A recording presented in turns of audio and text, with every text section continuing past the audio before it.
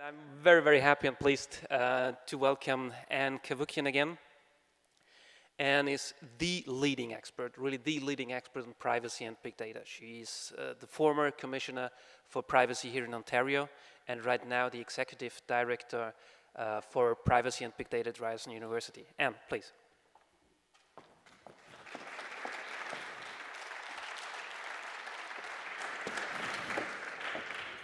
Thank you.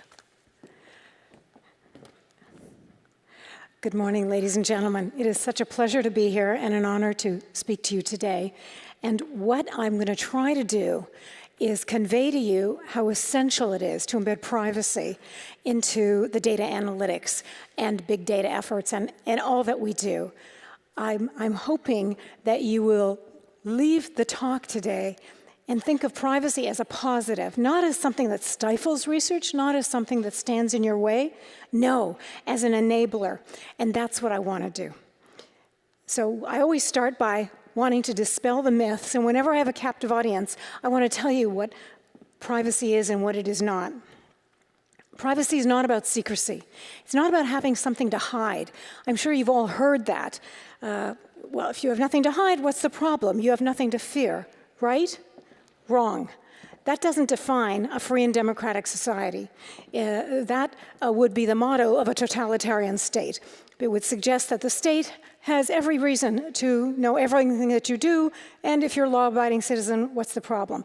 The problem is that freedom means that you get to decide what you want to do with your information. Privacy is not about secrecy, it's all about control. It's about personal control, the individual deciding what they want to do with their information, to whom they wish to disclose their information, how they want to share it. User control is absolutely critical. And the reason for that is that context is key. The context of the information will only be known by the individual to whom the data relate. Context is so critical. I often use myself as an example in this to explain why it's so important and how only the data subject can exercise this control. Many years ago, I've been a commissioner, privacy commissioner, for 17 years. In 2004, we were about to introduce a new law in Ontario called PHIPA, the Personal Health Information Protection Act. It's a fabulous law, protects privacy, ensures health services. It was excellent. So I did what I often do. I went around talking to the stakeholders, hospitals, researchers, you name it, doctors, etc. And what surprised me, after the second or third talk, I noticed I wasn't getting the usual receptive, warm reaction I get to my talks. And I was very upset by that because this was too important a bill to have people not buy into it. So midway through the third talk, I stopped and I said, please, I need you to tell me what am I doing wrong, because I can tell I'm not getting through to you and it's critical. This is such an important law. We need to have it passed. Please tell me what I'm doing wrong. And some young, brave soul, I think a young doctor, stood up and he said, look, you're probably a good privacy commissioner, but you don't know what it means to be a patient. You don't know, and I got it. He thought I was elevating privacy above the needs of patients, the needs of healthcare providers, the needs of delivery of health services. Nothing could be farther from the truth. So I made a decision that only I could have made. Health information is the most sensitive personal information out there. No one could have made this decision other than me. And I said to him, are you kidding me? You think I don't know what it means to be a patient? Do you know how many surgeries I've had, neurosurgery? I've been in and out of the hospital. I've had at least 5 surgeries. I bet you I've been to Emerge more times than you've stepped foot in it, with my head exploding, and I'm saying, just take the pain away. I don't care about privacy, take my pain. And his jaw dropped, but I thanked him profusely, because if he hadn't told me that, I wouldn't have understood. They thought I was elevating privacy above the needs of patients. Nothing could be further from the truth. So I said to them, the delivery of healthcare services is the most important thing. Clearly, that's paramount. But what if I can give you that and wrap a cloak of privacy around it? If I can give you both, wouldn't you rather have that? And like this, it changed the dialogue. All of a sudden, the doors opened, everyone understood. We got a great law passed that in the US, the Institute of Medicine pointed to our law as the only law they were going to base their revisions on their HIPAA. So this is the win that can arise. But in that context, I was the only one who could release that information. My doctors, who are amazing, never even utter that I'm their patient because they protect my information so strongly. Context is critical. You have to make the decision. You have to have the freedom to choose this. And the Germans have a wonderful term for this called Informational Self-Determination. Big term, simple concept, that it should be the individual who determines the fate of their information. Not your boss, your employer, your wife, your husband, you. You have to decide. And it was such an important value that they enshrined it as a right in their Constitution in 1983. I want to just drive home how important privacy is. It's essential to freedom. And I love to focus on this because often this is overlooked when people think of privacy. They think of it as just having personal value, which of course it does. It also has enormous societal value. It is essential to prosperity and creativity. It is vital to the preservation of our personal rights and civil liberties. It's critical. I emphasize this a great deal. My background drives this home to me as well. I'm Armenian, but I was born in Cairo many years ago. I was 4 years old when we came here. And I remember my parents telling me the stories of what freedom meant to them. They lived until the late 50s, Egypt was under British rule. And everybody flourished. There was a lot of freedom. Everyone had a wonderful life. My parents just had a charmed life. Myself, 2 older brothers, everything was wonderful. And then the British pulled out. Abdel Nasser came in. And my mother said things changed overnight. Freedom walked out the door. The banks were nationalized. All our movements were watched. She said we couldn't bear the thought of raising our children with no freedom. Being Armenian, their parents had escaped the Armenian genocide.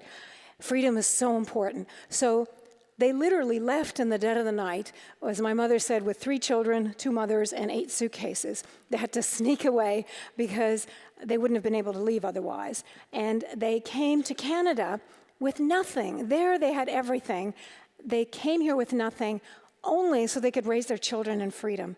So please don't underestimate the importance of freedom. You cannot have freedom without privacy. It is the basis of our freedoms, and surveillance is the exact opposite. It is the antithesis of privacy and freedom. Now, I'm going to talk to you about privacy by design. This is something I developed a long time ago in the late 90s, but it really took off. In 2010, it was unanimously passed as an international framework for privacy and data protection. Privacy commissioners have a privacy conference once a year, usually in Europe. In 2010, it was in Jerusalem. And at the end of the 3 or 4 day conference, we have a half-day closed session where we vote on resolutions advanced by various commissioners. And I advanced this resolution in 2010, and the reason was simple. With the massive growth in ubiquitous computing and online connectivity, social media, wired connected devices, it just was no longer possible for us as regulators, as commissioners, to handle all of the privacy harms that were arising. I use the tip of the iceberg analogy because that's how we felt as commissioners. We felt that more and more privacy harms and data breaches were escaping our detection, remaining largely unknown, unregulated, unchallenged. And it is for that reason that I advanced the need to have some proactive way to ideally prevent the privacy harms from arising. Think of it as a medical model of prevention. You go to your doctor and they see you've got some cancer is growing. They would never say to you, well, we're just going to let it develop, and if it gets worse, we'll give you some chemo after the fact. I mean, I wanted it to be just as an unthinkable a proposition as that you allow privacy harms to develop, and then if it was brought forward to the attention of a regulator, they would then investigate and offer a remedy after the fact. It wasn't working. So we passed privacy by design to complement regulatory compliance, which is after the fact. We felt that that was no longer sustainable as the sole means of protecting privacy. So we needed a front-end operation and a back-end. And we've had great luck. over the years. Privacy by Design has been translated into 38 languages, and it was just so welcoming that so many jurisdictions just immediately got into this. Europe, very strongly represented. Japan was an early adopter, and it goes on. And I think the reason for it was simple. People were searching for something that might work and might assist us in addressing the privacy harms that were growing on a daily basis. Now, the essential of privacy by design, in addition to being proactive, is positive sum, not zero sum. By that I mean, zero sum means you can have an increase in one area, public safety, always to the detriment of another area, privacy, such that the two total to a sum of zero. This is how much of the world operates. It is an either-or, win-lose proposition that you can have one interest versus another. I just want to get rid of the verses. Substitute and. The power of and enables you to have doubly enabling solutions in a win-win paradigm. And this can happen again and again. When I started this, one year I called it the Year of the Engineer, and I went around the world talking almost exclusively to engineers and software computer scientists, et cetera. Because I wanted to make sure they could do this. I said, can you bake this into the code that you're developing, into the data architecture? Can you make this an essential component of the system you're developing? And every single person I spoke to said, of course we can do that. You know, we're smart. They're confident, and that's what you need. But they said, we're not the problem. They said, you have to go and talk to the people who are asking us to do this. We get the instructions to write the code. There's never anything about privacy. So we write the program as instructed. We give it to whoever gave it to us. And then they say, oh, could you please bolt on a privacy solution after the fact? And they said, are you kidding me? And they said, we can try to do something, but it's rarely going to be as effective as if we could have done it as an integral part of the system we're developing. When I learned that, I then went around to the world, literally everywhere, talking to CEOs, senior executives, boards of directors. And my message was simple. I said, get rid of the silos. Get rid of the, legal talks to legal, and the computer people over here, and policies here. Get rid of that. You've got to get this interdisciplinary discussion going so that when you do instruct your engineers to produce a program, they have feedback from everyone, and it is a concise message that includes privacy and security. Both of these are essential. And I want you to know that we have been successful in this, as I'll discuss in a moment. Let me tell you what privacy by design is. It's very simple. It'll go quickly. We want to prevent the harm from arising. It's got to be proactive, embedded from the outset. Privacy as the default setting, this is very important, and you'll see this returning in a moment in a new law that I'm going to be talking about. Privacy as the default means that you don't wait for the data subject, the individual, to wade through the terms of service, go through all the legalese and the privacy policy, which is like 20 pages long. We know nobody does that anymore. Nobody has time to read through everything. They just say, click, yes, we're going to do this. You don't put the burden on them to ask for their privacy. You offer it to them. You give it to them as the default from the beginning. You say, privacy is automatically embedded into this program. So we're going to use the information you give us for the intended purpose, for the specific purpose that you gave it to us for. And then we're only going to use it for that purpose. The notions of purpose specification and use limitation are critical. They have been part of fair information practices for years, ever since the OECD first introduced them in 1980. Those are essential components. Privacy as the default means privacy is embedded automatically into the program. You don't have to worry about it.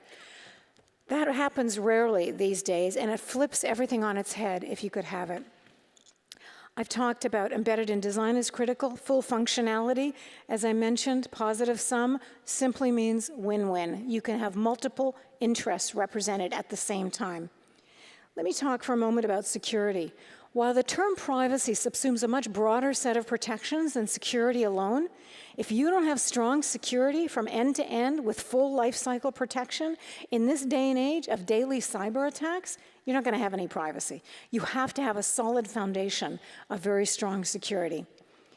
Visibility and transparency, nothing could be more open. See, the data you collect from people It's not your data if you're a company or a government. You may have custody and control over someone's data, but it doesn't belong to you. It belongs to the data subject. So it is incumbent upon you to let them know what you're doing with their data. But even more important from your perspective is that if you want quality data, you want accurate data, then you must have the data subject able to look at the data and assure you of the quality, because no one is going to be in a stronger position than the data subject to know if the data are accurate or not. It is critical that that transparency exists and that it's open. And respect for the user, I could have started with that. When you keep things user-centric, everything comes together because they are aware of what you're doing with their data, and the rest flows from there. Now, we have operationalized privacy by design. A number of years ago, I wanted to make sure that people understood that privacy by design wasn't a theoretical concept or an academic formulation. No, it was real, it worked on the ground now, and so this is a summary of 22 papers we'd done while I was commissioner, and we worked with all the major companies. Think of any major company, tech company, Microsoft, Intel, IBM, HP, Oracle. I know I'm forgetting some. We produced these papers with them jointly because I wanted to show that this was real. This wasn't just an academic concept or a theoretical formulation. No, it was real and it worked on the ground now. And I'll never forget a CEO of San Diego Gas and Electric. We've done a lot of work on smart meters, showing how you can encrypt the wireless communications and protect the data so that it can flow seamlessly without any privacy and security concerns. And I made this presentation to San Diego Gas and Electric. They had invited me to do it.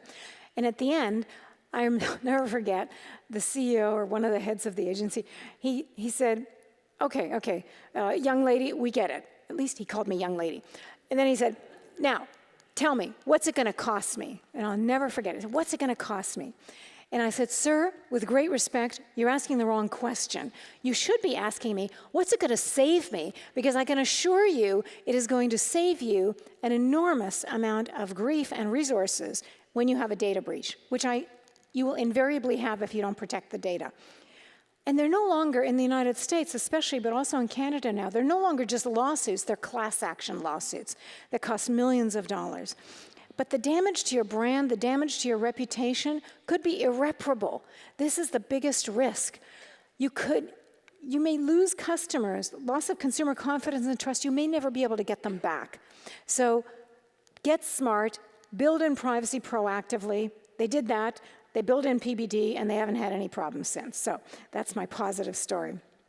And I remember getting this from Japan, the Japanese Information Processing Development Center, shortly before my third term as commissioner ended. Japan was an early adopter of privacy by design, and they sent me this, it just touched my heart. They said, Japan's private sector companies insist on the principle of privacy of positive sum, not zero sum. And I thought, if they can get that term, if they can understand positive sum versus zero sum when English isn't their first language, then the rest of us can grasp the win-win proposition it represents. Let me turn to the European Union for a moment. As you know, the General Data Protection Regulation, a new law, was just passed in the EU earlier this year. And what is unique about the GDPR is that for the first time ever, there's one overarching law, the GDPR, that will apply to all of the now 27 member countries of the EU. In the past, each of the 28 member countries of the EU had their own separate privacy act. No more. It's going to be replaced by the GDPR. So that's a big difference, huge in and of itself. But what is also new is that for the first time, the language of privacy by design, privacy as the default, data protection by design, actually appears in the GDPR. And that is huge in and of itself. I mentioned that privacy as the default raises the bar dramatically of privacy because it is offered automatically.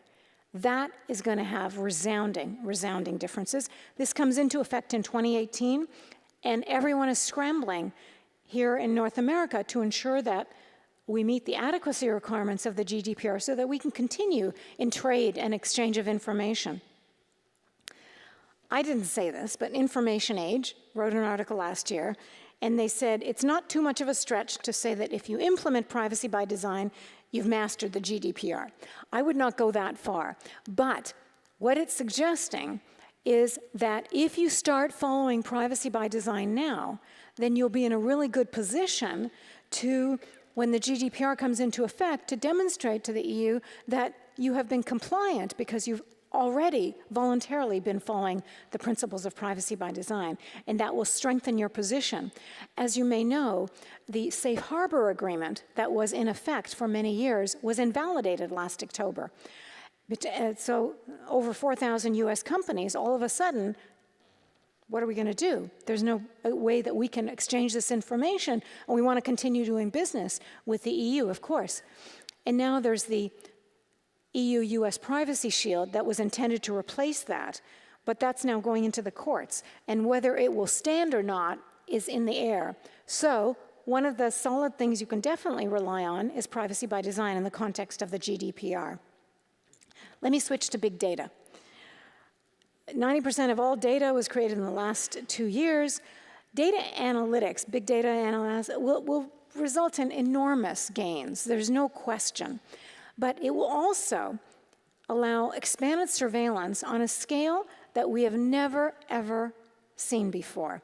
And that kind of surveillance will really impact our freedoms very negatively. That's what we don't want. So what I want to talk to you about is big data and privacy. But let me just take you back a few years. 2014, the first negative comments were starting to come out about big data programs. Many programs still sputter or fail completely. That's pretty strong. And they said that, you've got to do a lot more with big data to make it successful than just plug in data into a program. You've got to do much more. And then Gartner said big data is moving from its inflated expectations phase to a trough of disillusionment. This is pretty bad criticism. And it was around this time, 2013, just before this, Edward Snowden came out with his enormous revelations relating to the massive surveillance taking place in the United States that people were largely unaware of. So all of these quotes, and I have to include this quote, Professor Spiegelhalter at Cambridge University, I love this because he said, there are a lot of small data problems that occur in big data. They don't disappear because you get lots of stuff. They get worse. And the reason I love this, my background, I'm a psychologist, and I did a lot of experimental design, research, et cetera, at University of Toronto.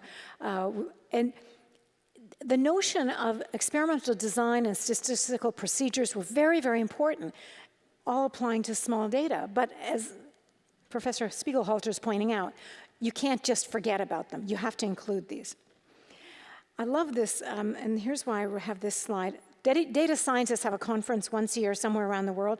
In 2013, it was in Montreal, here in Canada, and I remember reading an article that said that 88% of the data scientists, they were surveyed during the conference, and they said they were really concerned about privacy, and that people should worry, and that the privacy issue about the issues associated with big data. And they said, somebody should do something about privacy and big data.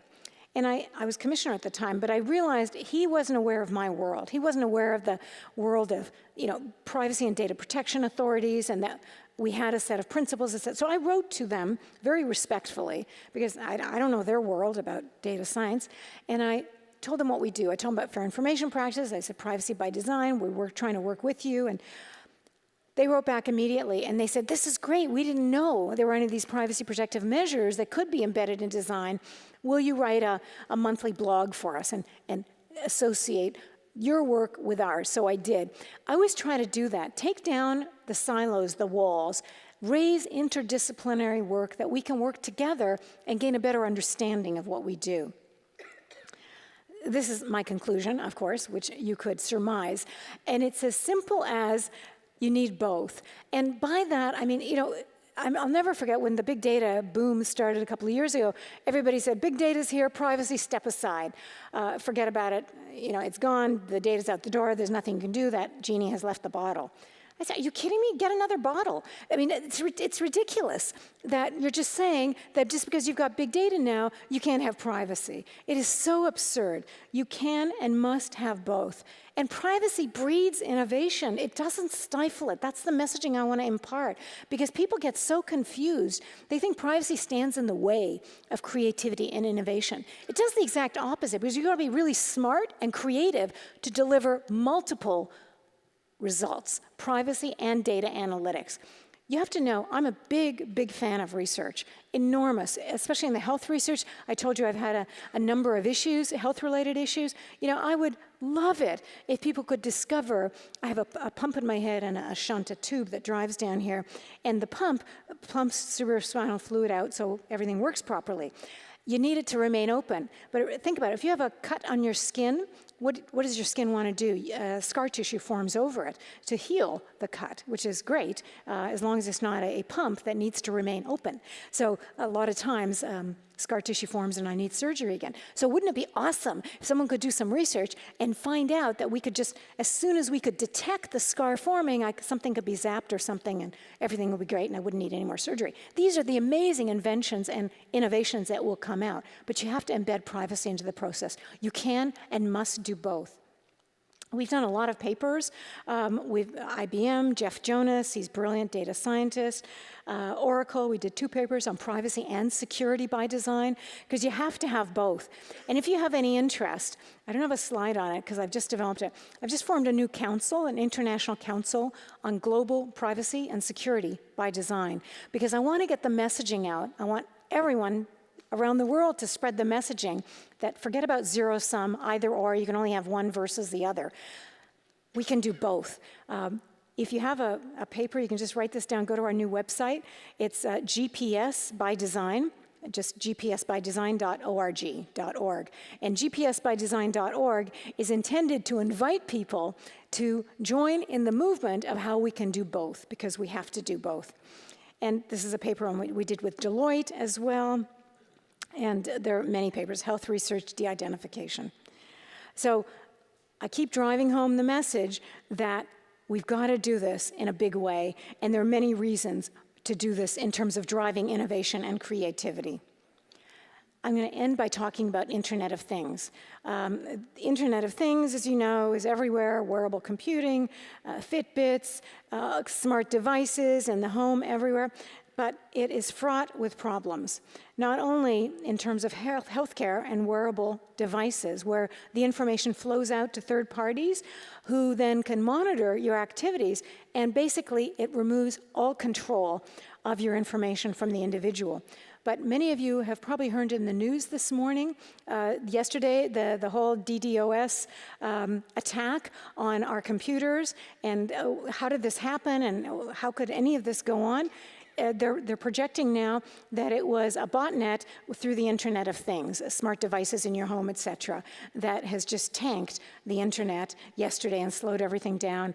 And this is just the beginning. And it's one of the reasons is because IoT is like the Wild West. It's running out the door. No one is thinking about privacy or security or embedding the necessary protections into IoT. And now it's really playing out, not just in terms of privacy or security, but it's, slowing down the internet and causing unbelievable havoc. The term "you ain't seen nothing yet" would apply to IoT.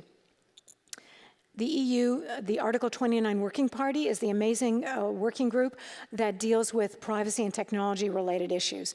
And they made a recommendation on IoT where they said, make privacy the default setting, follow privacy by design. Remember, the default setting would mean that privacy would be embedded into the system, and if I had a Fitbit or other wearable device, the information could only flow to the people I wanted it to go to. Otherwise, it would basically just go to me, the data. That's the exact opposite of what happens right now. Privacy commissioners, as I said, have a conference once a year. In this one, they make recommendations, of course, and this one was on IoT. I love the way they phrased it, though. They said privacy by design should be the key selling point of innovative technologies. And I love that because it puts it in this positive light. What I tell companies who do privacy by design and embed privacy, I say shout it from the rooftops. Don't be quiet about it. Tell your customers the lengths you're going to protect their privacy, and you'll get a competitive advantage out of doing so. That's the win-win proposition. That's why businesses that I talk to embrace privacy by design, because they see the gains will be not only for the consumer, but also for them. It has to be win-win. In the United States, the Federal Trade Commission did this study on 12 mobile health and fitness apps. And they found that of the 12 they looked at, information was flowing to 76 different parties, 76 unauthorized third parties. I mean, it's unthinkable that this could be allowed and it could perpetuate. So they've looked at a lot of things. Apple has done a lot to protect health information. And I want to focus on what you have to do in order to protect this data in terms of IoT, big data, research, you name it. And data minimization, de-identification. Data minimization means that you minimize the identifiability of the data. So if you're collecting data from anyone and it's personally identifiable, it has a name or social security number or some number associated with it, you remove the personal identifiers from the data. There are two benefits from doing that. Not only do you protect the privacy associated with the individual whose data you have, once the personal information is removed, you can do whatever you want with the data.